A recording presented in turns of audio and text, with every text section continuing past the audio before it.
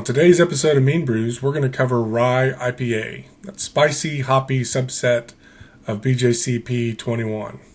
So let's find out how you can make the best recipe possible. As far as my sources of recipes, we have 6 gold medal recipes, 2 silver, and 3 bronze that make up our data set. The BJCP style is 21A, a decidedly hoppy, bitter, moderately strong American Pale Ale showcasing modern American and New World hop varieties and rye malt. With regards to this style stability, this one is really evolving. And I'm going to show you how, more so on the hops and the grain bill side of things, how this style has changed from when it first arrived in the American scene. Variation. There is some variation in the style. That's mainly due to its evolving nature. And I'll get into that in more detail as well. With regards to the original gravity, it pretty much lines up right in the middle of BJCP. Not a big deviation here. There was a low and a high outside the range. However, if you stay within this BJCP range, you should do well. IBUs as well was well within the BJCP range. We did have a high of about 100. It was 99. And a low of 36. But the meat of the data was right there in the center of the BJCP range, right at 59.2.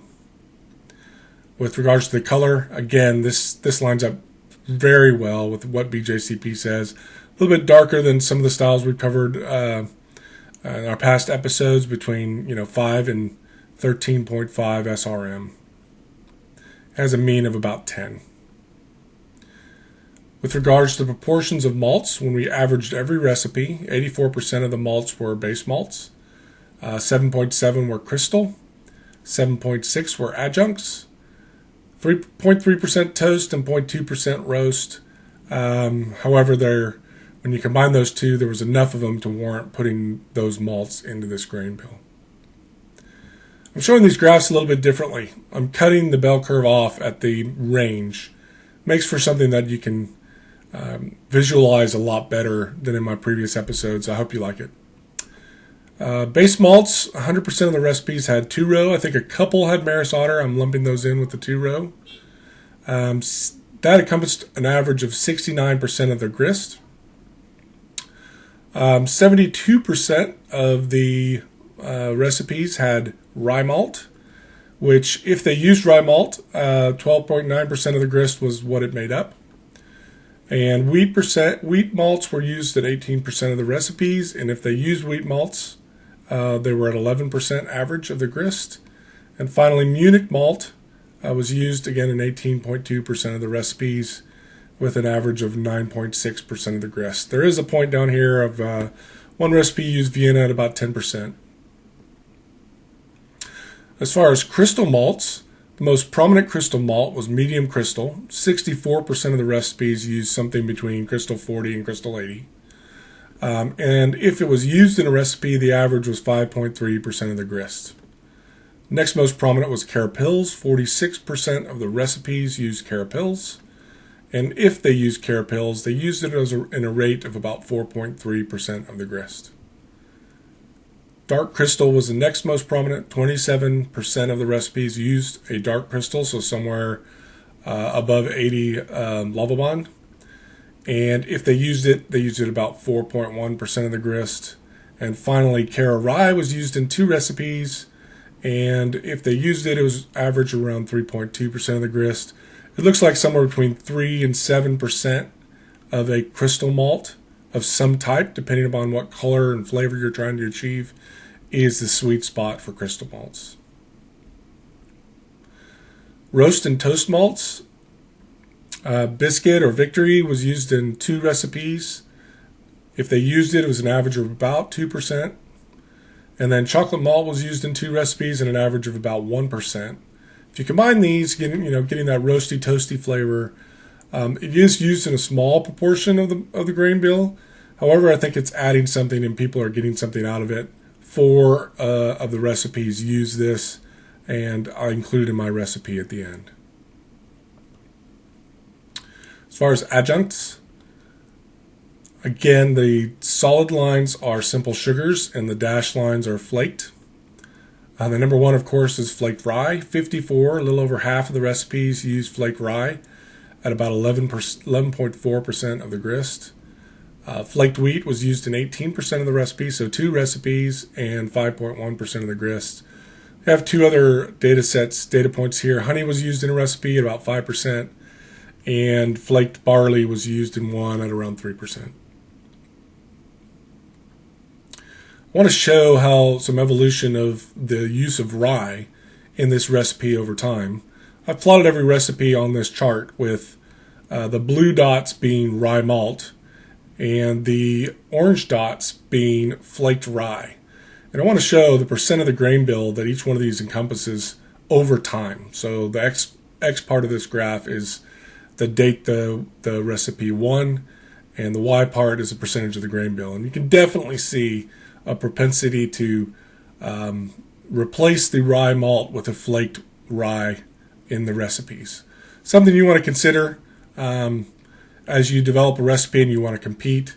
The prominence for flaked over malted rye is becoming more important and is winning more. So for water chemistry, I plotted each one of the water chemistries out, but instead of going through the data on each one, they were all varied. The only important thing is the sulfate to chloride ratio is 3-to-1. So they're going towards the sharp, snappy bitterness rather than the smooth hoppiness. And this was pretty much across the board, independent of date, independent of early hopping, late hopping. People tended to lean on the higher sulfates over the chlorides for this style. Hop additions, 100% of the recipes use dry hops and bittering hops. Some proportion used flavor and aroma, and a little over a third used whirlpool hops. It wasn't very prominent. It wasn't prominent in the later recipes at all. With regards to the rate of hop additions in ounce per gallons, I broke it down for all but the bittering hops. For the bittering hops, I only measure how much IBUs it should contribute to a beer because you're not really gathering flavor. These later hop additions are meant to add. They are meant to add IBUs, but mostly bring out flavor and aroma from the hops. So we want to know how much hop matter to put in to extract as much flavor as possible. The highest was the dry hop. 100% of the recipes use dry hops at an average rate of about 0.6 ounces per gallon. The next highest was the aroma hop. 64% of the recipes put in some sort of aroma hop. Again, that's between 0 and 10 minutes at an average rate of about 0.3 ounces per gallon. 55% of the recipes used a flavor hop. And if they use that flavor hop at about their rate of addition was about 0.22 ounces per gallon, and 36% of the recipes used a whirlpool hop. And if they used a whirlpool hop, their hop rate was about 0.33 ounces per gallon. My recipe at the end is not going to include a whirlpool hop. It is going to include bittering and these other 3 shown in this graph. As far as what bittering hops were used, most prominent were Mosaic and CTZ. CTZ stands for Columbus, Tomahawk, Zeus, in case you didn't know. They're all the same variety, just different makers. Interesting story if you go look it up. Followed by Simcoe, and then a whole host of other bittering hops. Again, not really important. Use what you have on hand. Make sure it's clean. I think a clean bittering hop, not a harsh bittering hop, goes well with this style.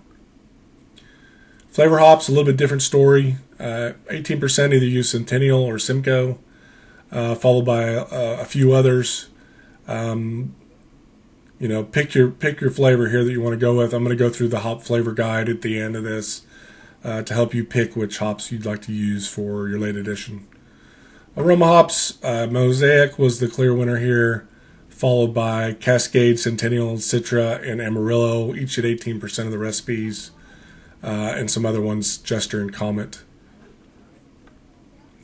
Whirlpool hops, there wasn't any rhyme or reason. Again, I'm not going to recommend using whirlpool hops. 36% of the recipes use these.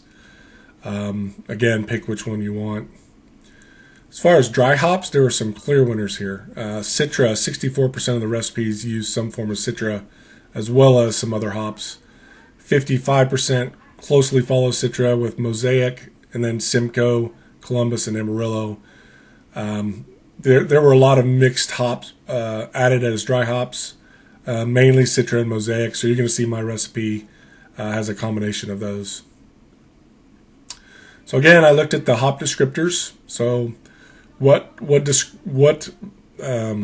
characteristic describes the hop that is being added, and how many times is that hop in a recipe across all recipes?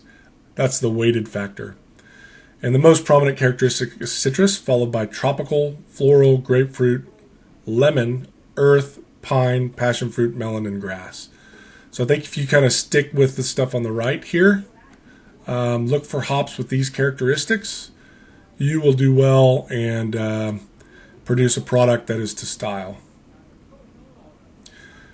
Here's another evolution of the style that I wanted to present. Looking at the hop rates of bittering hops versus dry hops, we can again see a very distinct decline in the hop rate of bittering hops, going to 0.1 ounce per gallon here in 2016 and very low in the latter years, versus dry hopping going up to almost 1 ounce per gallon in some recipes, 0.8, 0.9.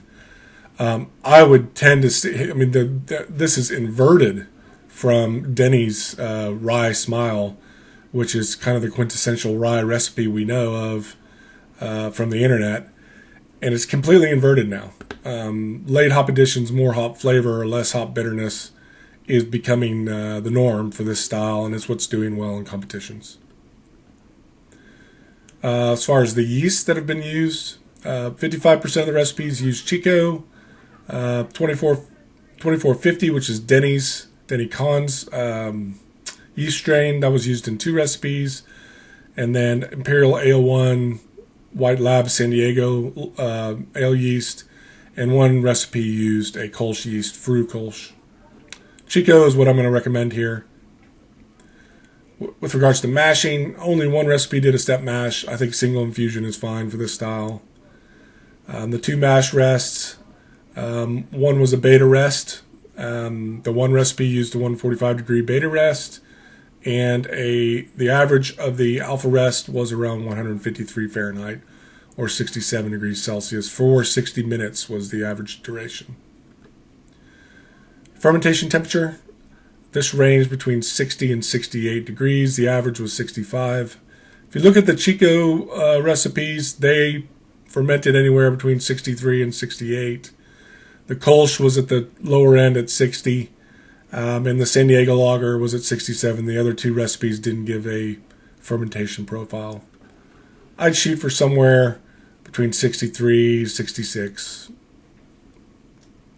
Carbonation, there wasn't a lot of data, none at all. I'm going to assume 2.5 volumes for carbonation. Our suggested recipe, this one has a pretty big malt bill, but it kind of takes into account the data and what I'm seeing and my interpretation of that data. So I'm going to go with 73% pale malt, 8% rye malt. Gets us right in that sweet spot of about, little less than 80, little more than 80% base malts. And I'm going to throw 8% flaked rye in there, kind of hitting where those 2 lines converged on the flaked versus malted rye. 5% Crystal 60, 4% Cara Foam or Cara Pills, dextrin malt, whatever your favorite is. I'm going to put 2% Victory, just a little splash of Victory to give it some of that toasty character that I seem to want out of this style. For Mosaic, I'm going to use Mosaic for my bittering hops.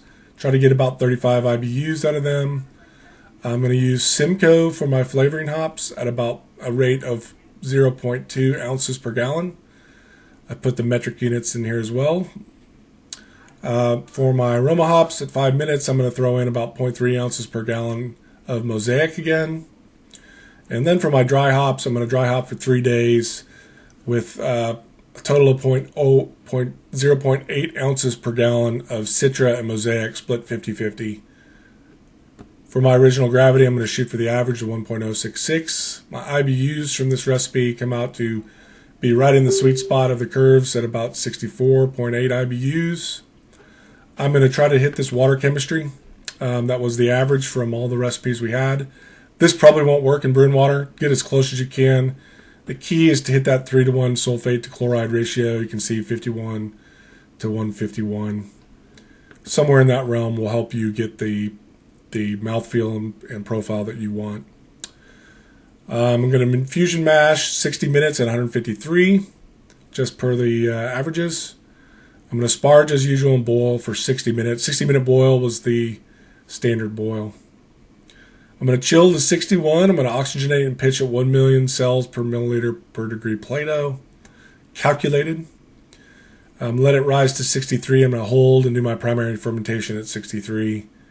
Raise it to 68 as it slows down and condition as needed. I'll probably let it sit at 68 for a week just to clean up. Then I'm going to keg or bottle to 2.5 volumes. And that's it. Hope you've enjoyed this recipe. Let's figure out what we're going to do next. Brown IPA. Another IPA. Well, fantastic. If you've liked today's episode, please subscribe and hit the notification button. Please send me any recipe you have. meanbrews@gmail.com. Send me your brown IPA. I don't have a lot of brown IPAs. I'm going to be scrambling again for this one. Hope you enjoyed it, and we'll see you again next week.